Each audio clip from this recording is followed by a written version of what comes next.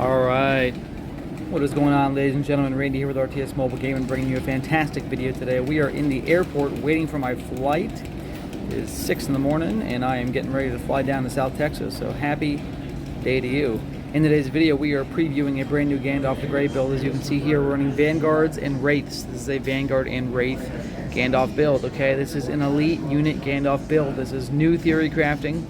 I am tweaking the build a little bit, but check it out. Undead Ally and Parry will give both the Wraiths and the Vanguards enormous damage as well as mitigation. Parry is the elite skill you're going to want to use because it's going to reduce the damage that you take and it can stack. The damage bonus from Parry can stack, okay? I've seen it stack 3 times. Wraiths are fantastic because they're going to have huge damage, okay, from the Vanguard's damage bonus, but they're also going to have their elite skill called Perseverance. This is going to give them at max level 40% damage bonus for the rest of the fight going into round 4, okay? The 10% stacking buff here at 9, it's obviously 9%. So this is insane.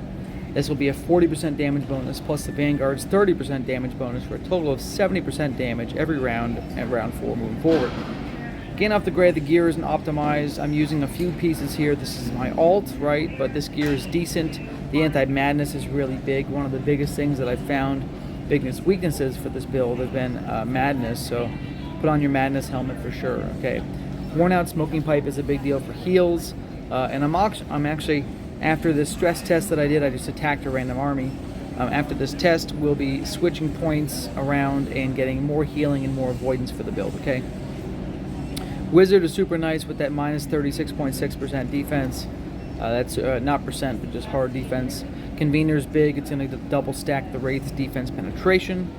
Bear with me for a second. My screen froze for 3 seconds. It's just so excited that I'm doing this new build. Didn't know what to do. Yeah, we have the Grey for some heals, and like I said, I'm moving more points into the Grey and in the blind side and into the avoidance ability. Okay, the avoidance really you can't overrate it. All right.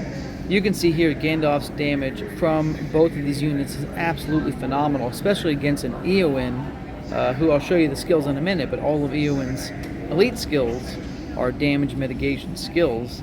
I will recognize the fact that the enemy Eowyn is 4 levels lower than me, okay? 5 levels lower than me, with slightly worse gear. So let's just make sure that you guys understand that, okay?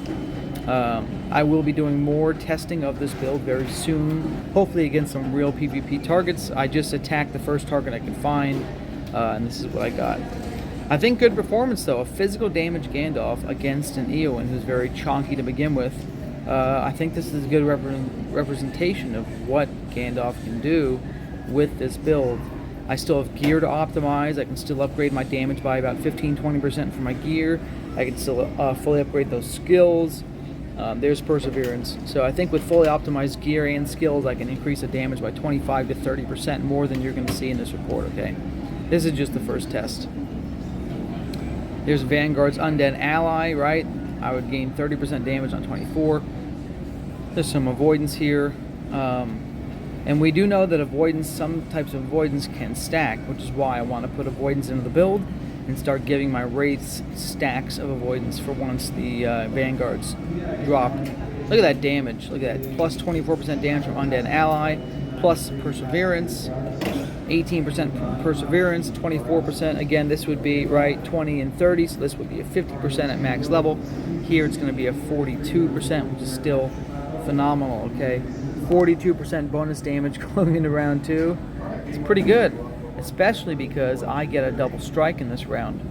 So that damage bonus is effectively doubled for round 2 since I get that big damage bonus.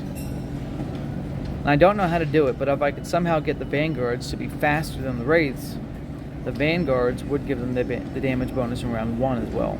Okay? Oh yeah, look at that, there's a parry. So I reduce the damage I take by 27%, and I increase the damage that I deal by 27% on the next attack. It's a stack that can stack multiple times, which is really, really useful for this build. Okay. There's the Wraiths coming in hot and heavy, guys. Damage being redirected to the Vanguards. I'm not triggering parry here, right? There is some RNG. It's only a 30% chance at max level. Blindside with a little bit of stun. Look at that. So I am going to be increasing my heals in the build rework, like I talked about. We should be good to go after that. Here we go. Here's a parry and an undead ally stacking together, really, really making the vanguards punch pretty hard against these enemies. Okay, and then since the wraith they had their speed slowed by Eowyn, they actually received two stacking buffs of undead ally, which I skimmed past. But perseverance at 36%. Look at that.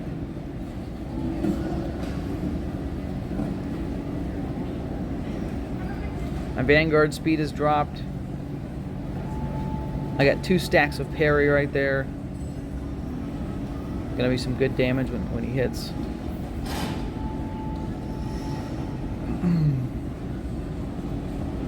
Here we go. Undead ally, parry, parry. 3 stacks of damage, guys. We're now at about 76, 77%. I can't do math. 78%. 78%, let's call it. A lot of damage right there. I've even seen it stack 3 times. So that's why parry's so interesting to me, because it's highly defensive, but it's also extremely offensive, which is great. Okay. And that's pretty much the video, guys. I mean, what else do you want to see? The wraiths are attacking with their max damage here. Again, I could increase their damage by as much as 20 to 30%. So thanks for watching. Love you long time. Randy out.